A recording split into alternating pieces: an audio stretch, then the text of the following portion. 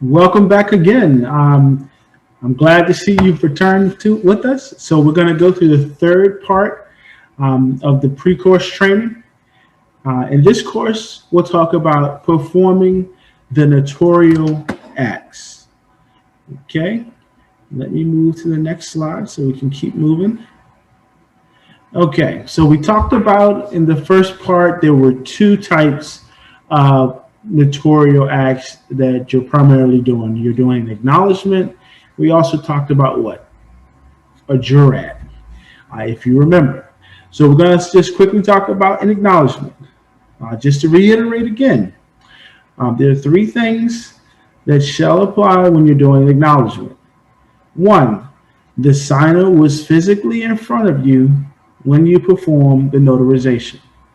Now, there are some other acceptable methods that may apply due to COVID-19 that we have tried or have had to become a little more flexible.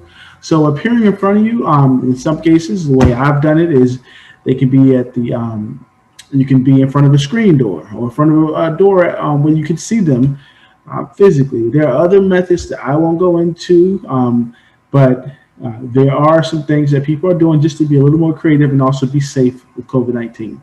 But the signer does need to physically be in front of you in some form. All right, and next, you identify the signer using a method that is acceptable in your state. And some of the ways we've already talked about was actually looking at their driver's license, looking at their ID card, looking at a military ID. And that should match the name that is that they're signing. Okay, and then the third thing is the signer acknowledges that the signature on the document is his or hers. Now, this is in cases where the document was signed in advance. So again, with an acknowledgement, the signer does not have to sign the document in front of you. However, if the document has already been signed, they need to acknowledge that that signature is in fact their signature. That's very important. Okay. All right, so we're going to move on to the next slide. Now, these are the type of documents that typically require an acknowledgement. Again, this is just certifying that that is in fact their signature on the document. All right, and these are documents that are generally placed in public record, such as a power of attorney, deeds of trust, and other documents that are related to public record. And you notice, when you do become a notary signing agent, there will be documents that have jurats, and there will be documents that are for acknowledgement. And you will be able to distinguish those based on the language that's on the certificate. Okay. So next, we're going to talk about representative signers.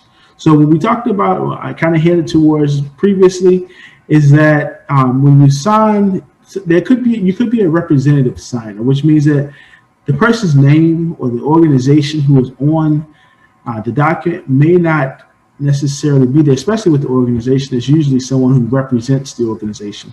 But even with the individual, there could be someone who represents that individual.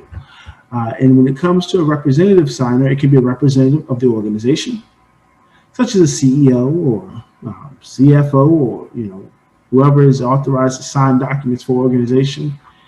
And there's also representatives of a person.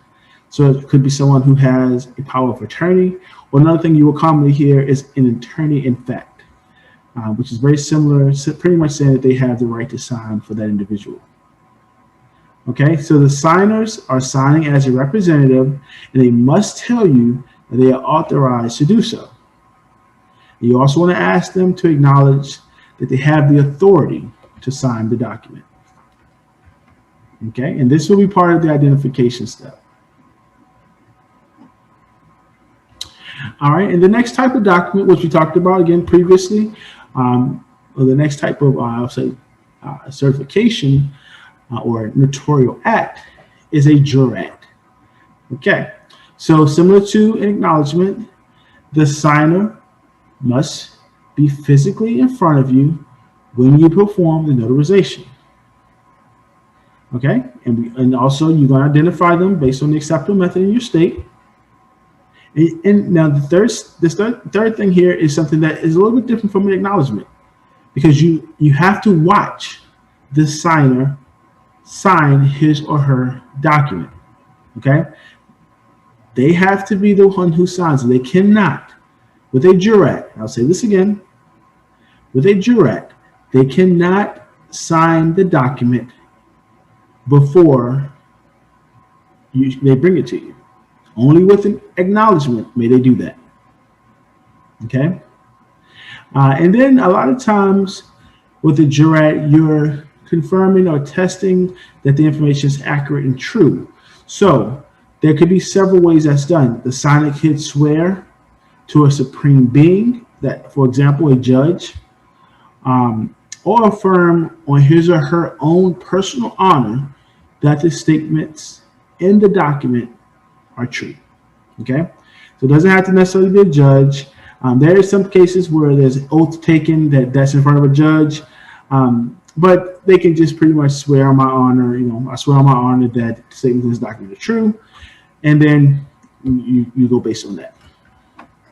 Okay, so next, and we're going to talk about some of the common documents that require a jurat notarial act, and those are in general affidavits and dispositions.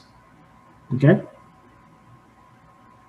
Now there are cases where you do a jurat without an actual document. So, like I said, kind of just a few seconds ago, there may be an oath affirmation that does not require a document, but must still be added to your journal.